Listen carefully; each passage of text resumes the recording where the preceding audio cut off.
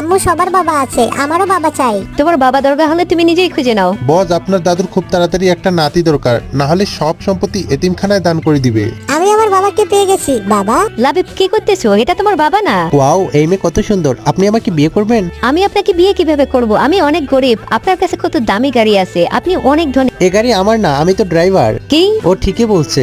Any বিয়ে করছো আর আমাদের জানাওনি? এখন তো বিয়ের পার্টি দিতে হবে। ঠিক আছে, দিয়ে দিব। এনি এখন খাবার অর্ডার করি, তার আগে তুমি বলো তোমার নতুন হাজবেন্ড কি কাজ করে? আমার বাবা অনেক বড় বিজনেসম্যান আর জিএস কোম্পানির সিইও, এবং এই রেস্টুরেন্টটা আমার বাবার। আচ্ছা, এই রেস্টুরেন্ট তোমার বাবার, তাহলে তো আমরা দামি দামি খাবার অর্ডার করব। বলো বাবা। বাবা, একটা প্রবলেম হয়ে গেছে। আম্মু তার ফ্রেন্ডের বিয়ের পার্টি দিছে, কিন্তু আমাদের কাছে পেমেন্ট করার মতো এতগুলো টাকা নেই। তুমি তাড়াতাড়ি তোমার রেস্টুরেন্টে চলে আসো। তুমি চিন্তা করো না বাবা, আমি আসতেছি। সরি ম্যাম, আপনার কাছে এত টাকা নেই যত টাকা আপনার বিল হয়েছে। আমি আগে থেকেই জানি তুমি আর তোমার হাজবেন্ড অনেক গরিব, আর বলে জিএস কোম্পানি সিইও।